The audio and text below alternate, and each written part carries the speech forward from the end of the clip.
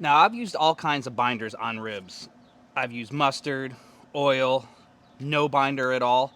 But I just recently learned that people do use mayonnaise as a binder for your ribs. We're going to give it a shot. Let's see what's doing. We got about 4 pounds of baby back ribs right here. And then we're going to do first, is take that pesky membrane off the back. Just take a knife or something sharp and just kind of push it under that membrane, like right in the middle, so it kind of breaks like that. Then you'll want to take a paper towel and just pulls right off, just like that. See that? Using a paper towel will help you get a grip on the membrane. See, it just comes easily. Just like that. Now, I bought this pre-trimmed. If you did not buy it trimmed, you're going to have to do that. But this one is pretty trimmed up nicely. I'm using Duke's mayonnaise for this because it's the best mayonnaise on the planet. You use whatever kind you like. Make sure you don't use a light mayonnaise because we want full fat, because the oils and stuff, I guess, is what helps keep this moistened and keep the rub sticking to the ribs here. So I went ahead and put some in a bowl here, and we'll just slather it on. Look at that. All right, the whole thing coated with mayonnaise. Now we're gonna use your rub. Now, a lot of people don't know how much rub to use. You want to thoroughly coat your ribs, both sides, with your rub. A lot of people say, I guess a rule of thumb could be 1 tablespoon per pound of pork or ribs, whatever you're using. So this is a 4-pounder, so 4 tablespoons. But I really don't measure. Just kind of make sure it's all uniform, top and bottom. I'm going to use Heath Riles Competition Rub. This is the best competition rub. If you're using any kind of competition rub, make sure you use Heath Riles. Link in the bio here, link in the description if you'd like to get some for yourself. It's the best. It goes great on ribs. I kind of like to pat it on there too. See some of that mayonnaise sticking through when I pat it on, but nice, healthy.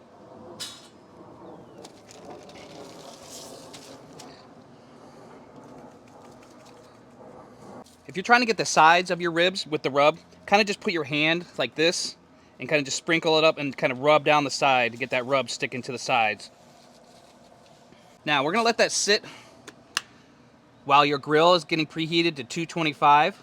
Let that kind of sit, let that rub kind of suck in there. Like I said, I never did mayonnaise before, so I'm pretty sure it's the same principle of letting the rub sit on there for about 15 minutes. Let it kind of just soak into that meat.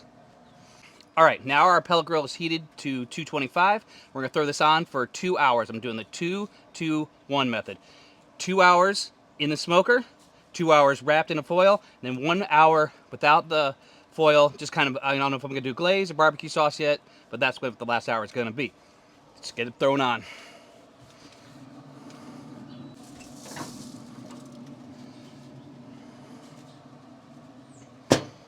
First 2 hours is up.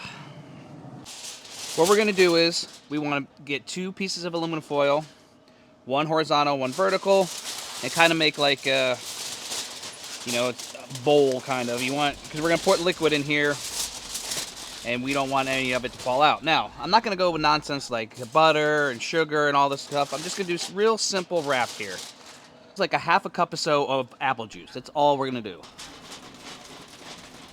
Because the ribs itself will make liquid. We don't need a whole bunch of stuff in here. And we will sprinkle a little bit more rub in there too, just in case. Need a little bit more flavy. Obviously all the mayonnaise has dissolved off of here. And the rib's got a good color, nice red color there. I like it. So we'll wrap them up. And we're going to put them back on for another 2 hours at 225 in the wrap. So it's been 2 hours. So 4 hours total. We have 1 more hour to go. You're going to go ahead and unwrap these ribs.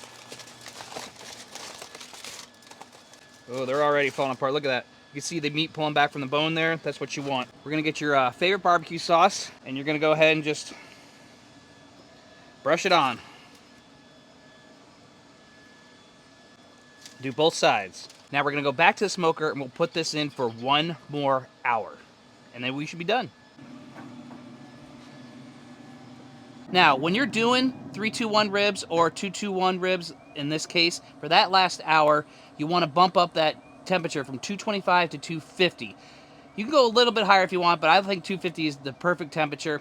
That'll allow this crust to form on top of the ribs, because once you pull it out of that wrap, it's kind of saucy, and it's not, the rub moves around and stuff. You want to kind of solidify the, you also want that barbecue sauce to set, and you want a nice little crust on your ribs. So 250 for the last hour of your 2-2-1 or 3-2-1 ribs. All right, our last hour is up, and you can tell that these are done because those bones have pulled back, and when you go like this with the tongs, that crack forms right there because it's folding in half.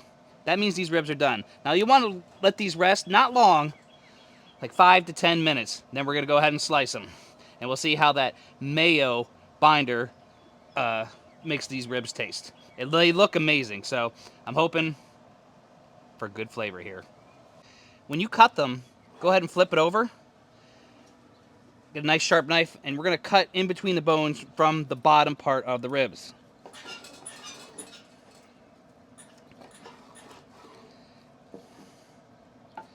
Go ahead and slice and serve. Look at that. Let's see how these mayo binder ribs taste. I don't like eating on camera very much, but these are amazing. Oh my God. Use mayo for a binder. Oh, so good. Grill every day. Look at that. Schlater.